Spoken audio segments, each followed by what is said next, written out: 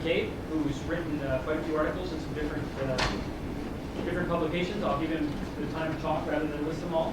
But he's here to talk about the irrelevance of the Martian frontier. I'll warn you in advance, this is going to be another Air Force style briefing. In one of my older egos, I'm a lieutenant colonel in the Air Force Reserve, and with that $1, I can get a cup of coffee and a McDonald's and choose to win.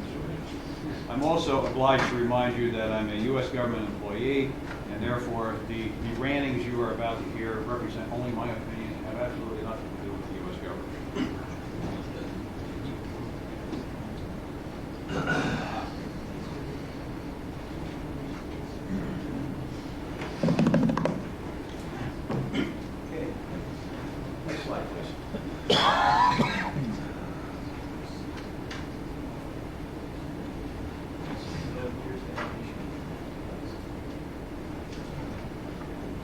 Gods of Mars are not smiling.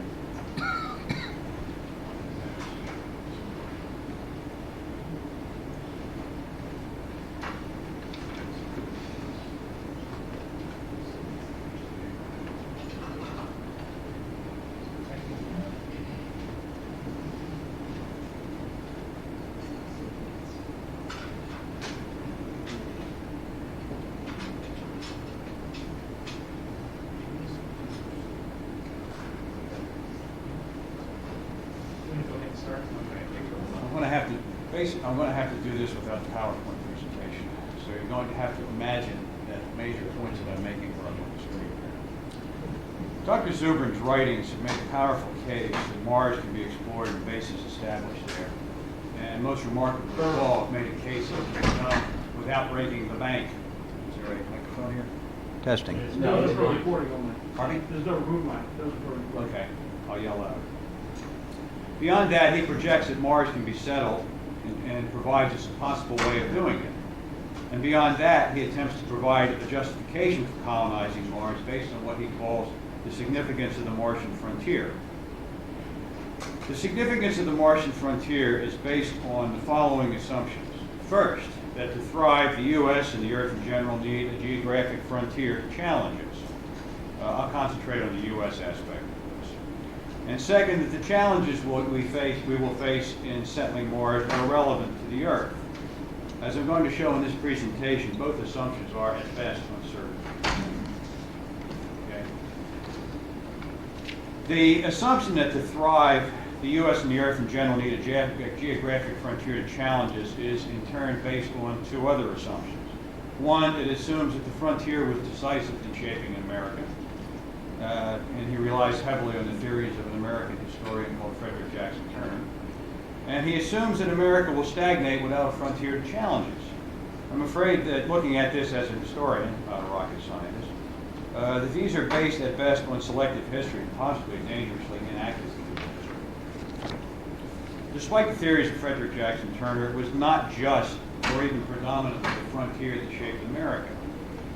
A large part of American character actually was determined by legal theories, precedents, traditions, and even our national or ethnic stock, although it's not politically correct to recognize that these days. The obvious case in point to prove this is that to recognize that Latin America was also a frontier.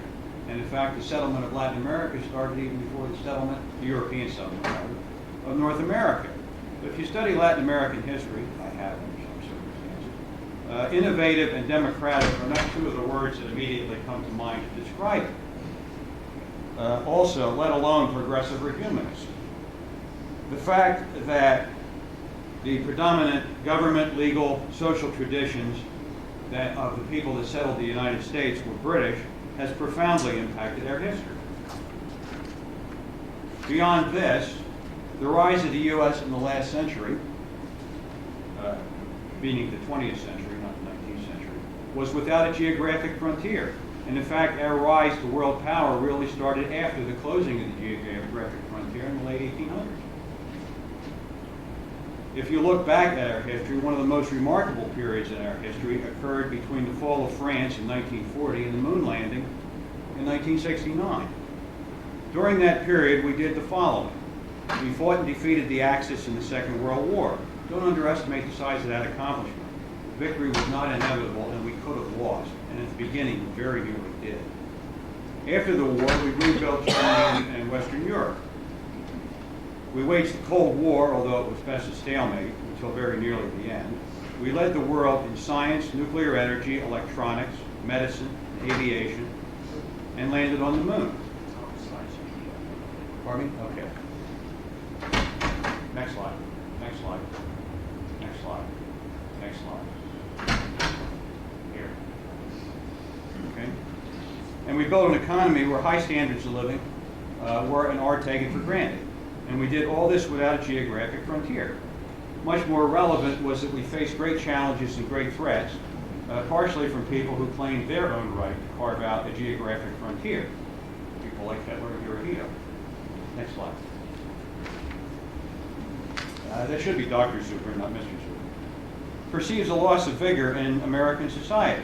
He points to the proliferation of regulation, bureaucratization, the impotence of political institutions to carry out great projects, loss of individual willingness to take risks. And he projects a continuation of this trend, and it warns without the geographic frontier, America and the world in general face stagnation. However, he doesn't provide an explanation of how a geographic frontier would solve any of these problems. Now, first off, we should note that the supposed loss of American dynamism is not a new claim. We've heard this before. Obese Hermann the German Goering, commander of the Luftwaffe in Nazi Germany, once sneered that the only thing the Americans could produce were refrigerators and razor blades. Well, in 1944, we dropped a couple million tons of those refrigerators and razor blades. By the middle of 1945, we had pushed Hitler and Goering into well-deserved oblivion. And after that, the Soviets rather, sneered for generations and decades about the supposed structural crisis of capitalism that was unsolvable. Well, they're gone, we're still here. Okay. So my basic question remains, does any loss of dynamism have anything to do with the geographic frontier, or the lack of it? Far better explanations, I would suggest, are the following. First of these is demographics, basically the aging of the baby boomers. Does anybody here know what the Old West definition of coward was, speaking of frontier? Married man with a kid. You're willing to do things when you're young and stupid, and 20 years old and single, that you will not do when you are 50 and have a house and a family and a mortgage. Unfortunately, that's the progression of life. The second major thing I would blame would be, looking at this as an ex-Cold War liberal and a registered Democrat, is the souring of liberalism from a positive to negative philosophy of government in the 1960s.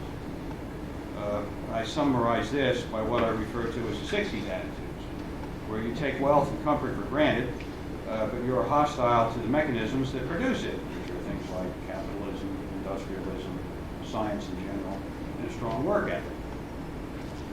Next slide. As part of his theory, Dr. Zuber assumes that Earth is becoming too confining for us to thrive. Law and order and regulations are far too close at hand. I snickered when I read that. That was long before 9/11. I'm afraid Dr. Zuber obviously does not work or live within MRR, mugging or robbing radius of Washington, D.C. And having done some work at counterterrorism for a couple of my years, I would point out that considerable areas of the earth are not exactly overrun with law and order, but they need to be as soon as possible for the safety of the rest of us. Next slide. Finally, Dr. Zuber asserts that the challenges of settling Mars are relevant to the problems that we face on Earth. Now, obviously, the Martian environment will demand ingenuity and adaptability, but will they be relevant to other environments, especially Earth? Possibly, but not necessarily. There's an old part of the old training is that, you know, if you send somebody to jungle training, don't expect the lessons that they learn there to be relevant for operating in the Arctic. The environments are just too different. Okay? I'd like to point out that the environment that we're liable to face on Mars are not necessarily relevant to any place else. Take, for example, the moon. The environment that you're going to face on Mars is going to be, by the standards we deal with these days, moderately cold temperatures, You're going to have considerable atmospheric pressure. You're going to have a large presence of volatiles, especially water. You're going to have an environment of frequent, if not pervasive, permafrost. Do the techniques that you're going to evolve to work in that kind of an environment, are they going to be relevant for someplace on the moon where you're dealing with hard vacuum, you're dealing with entirely different materials because the moon evidently does not have the type of either volatiles or the metals that you have available on Mars. So, is it even applicable here? Further, I'd like to point out that while living on Mars will demand innovation, there are likely to be severe limitations on the type of and degree of innovation that can support. Your lab will be tightly focused on immediate problems because obviously, as we pointed out in one of the previous talks, if something breaks and Earth is 6 months away, you either have to do without or you have to find a local replacement. The problem is there's not going to be any social, economic, or environmental cushion for mistakes. One mistake can kill you all, and probably do it fast. Ultimately, the only thing you needed to get away from Chernobyl was shoes, because you could walk out of the danger area. Where are you going to do that on Mars?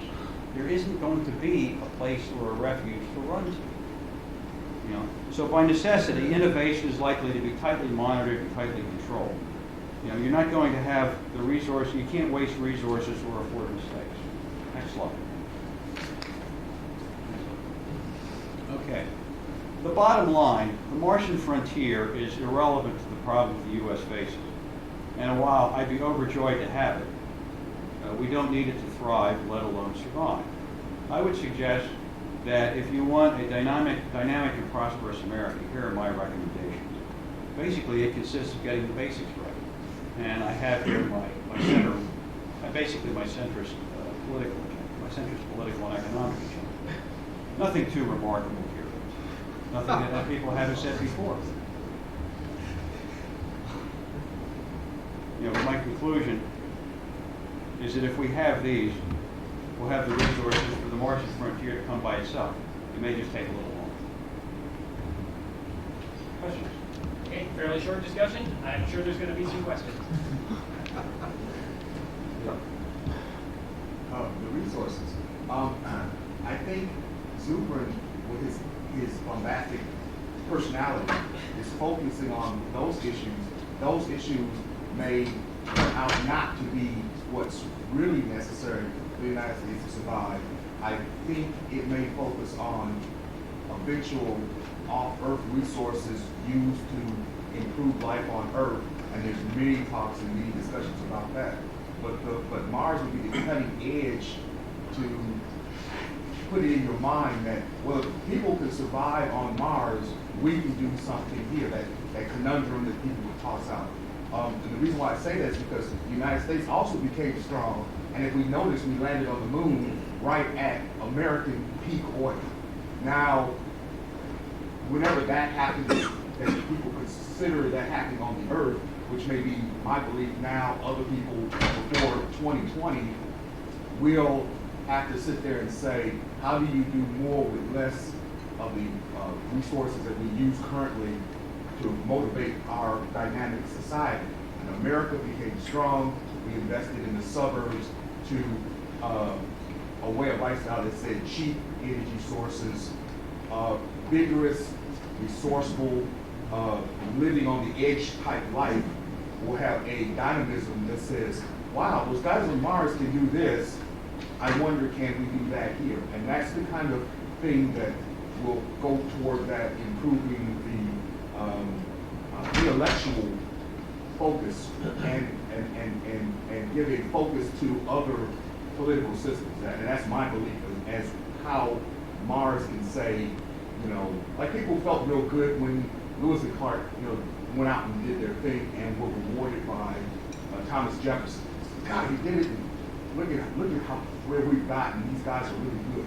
They died in obscurity. They died when one of them committed suicide. So for them, they didn't profit from it itself, but it was the idea of what you can do. And that trickles down in education and philosophy, especially when the paradigm changes. We were the OPEC of the up till 1940. We were the biggest oil producers, and we had the energy and the dynamism from that. We will have to come up with something else. Offer resources may be a component of that, and that's why I think the Zubrin-esque thinking will come to pass, but in maybe a different way from how he looks at it for the laws and that type of stuff. I'm just talking about the intellectual edge, the snap, may have to come from people or projects like that. Yes and no. The intellectual drive came from the existence of great challenges and great and immediate challenges to our survival. The first was basically the Nazis and the Japanese, followed by the Soviet Union, and that was the central driver of most of this. We don't have that now unless you want to think long term. With a possible rise of a hostile China, which may or may not happen, depending on too many factors that are being like project right now. But whether or not, yes, but the challenges that we had then basically came from outside. We didn't have to invent them. Now, whether we can get the same results by basically inventing the challenge on our own, I'm a little skeptical. Would you agree with me in that, in general, society needs some driving force, and perhaps during the formation of this country, the frontier served as part of that driving force, and then during World War II, that also served as a societal driving force. And so the question is, would Mars serve as the next driving force, or is there something else here on Earth that could fill that role?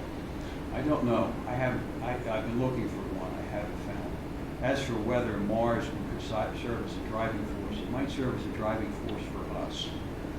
I would say for a lot of us it does. But whether it would serve as a drive, we can transmit that to the great mass of the American public, who is at best indifferent or at worst hostile. Good luck trying. Yes. Another item brought up by Zubrin that I haven't heard discussed, maybe have an opinion on, is the need to, or perceived need to have a branch of human civilization away from Mother Earth in case something really bad happens, like an asteroid or something. We've made it this far without the Terminator asteroid taking us out. I expect we can probably make it a good bit farther. At least in the next That's presidential election. what the dinosaur scientist said too. What? That's The what the dinosaur scientists said. Yeah.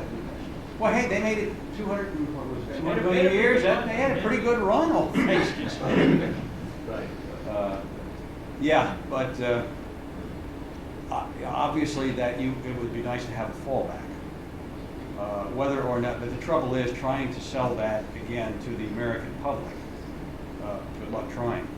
I hate to say this, but we either need a daddy warbucks with a ton of money who's going to fund this on private initiative, or we're going to have to explore Mars and settle Mars, if possible, basically on the resources or the equivalent resources that we're getting now on NASA's current budget. The breakthrough that Zubrin made is to show that this is not necessarily completely impossible, that we might be able to at least explore Mars and establish a base on Mars using derivatives of current technology and something along the line of current funding stream. That's a long way to go on what we've got now. But my objection is not that we shouldn't do it. It's just that he needs to come up with justifications if he wants to go any farther.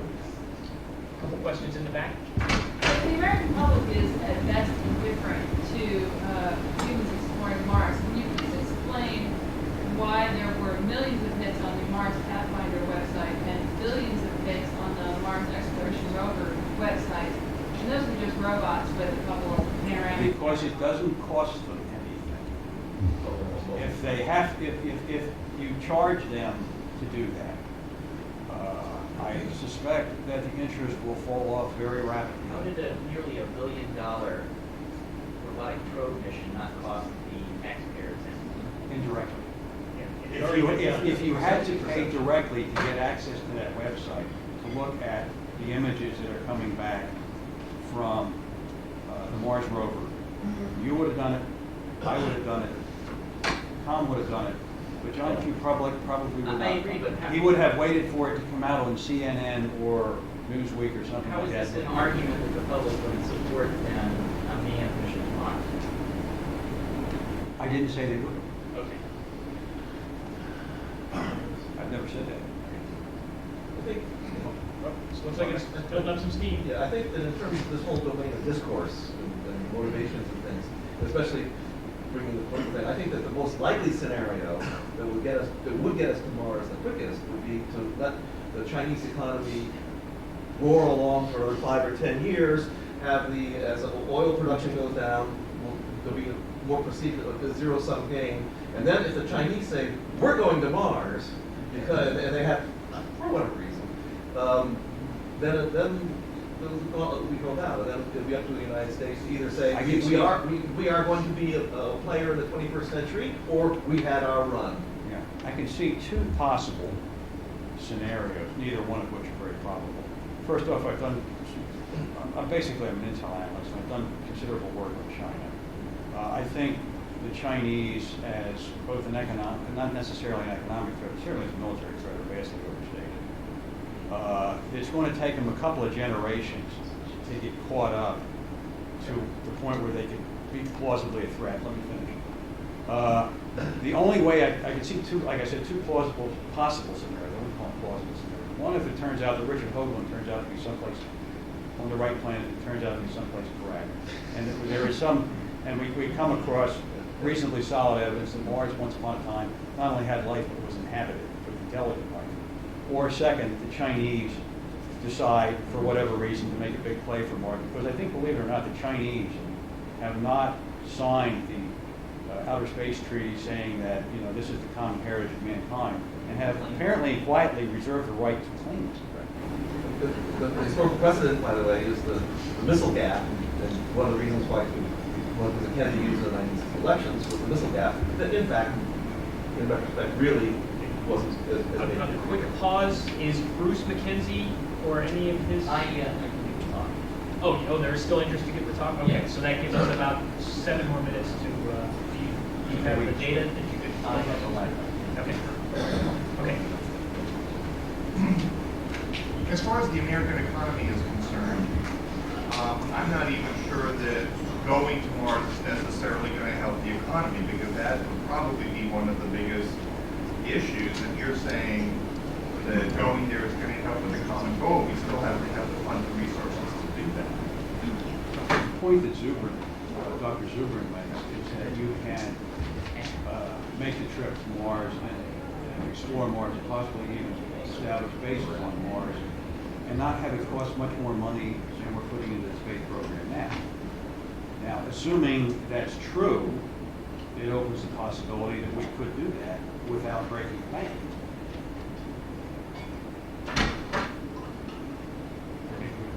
We have time for- Yeah, we have about 5 more minutes. In a sense, we're talking about money. Always we're What's talking the about money. consequences simply of a drastically reduced military budget? The consequences of a drastically reduced military budget are a drastically more threatening world. Al-Qaeda, we've smashed them rather badly, but they haven't gone away. They and a lot of their ilk are still out there. You have to remember, when you're dealing with Al-Qaeda, you are not dealing with the lunatic fringe of Islam. You are dealing with the dedicated core of Islam. There's a lot of them out there that think that way. And if you've ever studied traditional Muslim psychology, revenge and honor are central points of their psychology. And they pride themselves on holding grudges. And if I don't get even with you, then my sons will get even with you. And if they don't get even with you, their sons will get even with you. So you also have to remember that the fight with Al-Qaeda is not something new. This is the latest phase of a war that's gone on for 1,400 years now. Anybody know where the term Cold War was invented? Spain, 1300, to describe the situation between the Christian kingdoms and the Muslim kingdoms when they weren't in a state of active war. So the consequences of a drastic fall in the military budget are extremely dangerous, and it will hit sooner rather than later. Wouldn't you believe that it seems plausible that simply getting off this world is the only way to guarantee that the human species survives? Ultimately, in the very long term, No. I mean, in the light of this situation that you just described. not necessarily. Don't participate into a dog fight, or if the dog fight is too severe, just get out. That might be considered a justification for withdrawing from the Middle East, but I don't think that is a justification for withdrawing from Earth. A little premature. Okay, a couple more. Ken? Yeah. And then the gentleman in the white shirt in the back row. Hi, I may be a heretic. As I view Mars as basically a desert, except polar and less air. And why would we believe that this would be settled or be profitable or be stimulating to our culture if the other cold deserts on our planet have not been? I have to agree. Antarctica is a lot closer, Yeah. and you can breathe the air. All you have to do is heat. Okay, and gentleman in the back to wind things up. Well, I guess I'm the last. Mr. McCabe, I'd like to thank you for an important service that you provide to the National Space Society. I guess it takes a lot of courage to stand up in front of the faithful and zealous of space and disagree with the major premise, one of the major premises of this conference.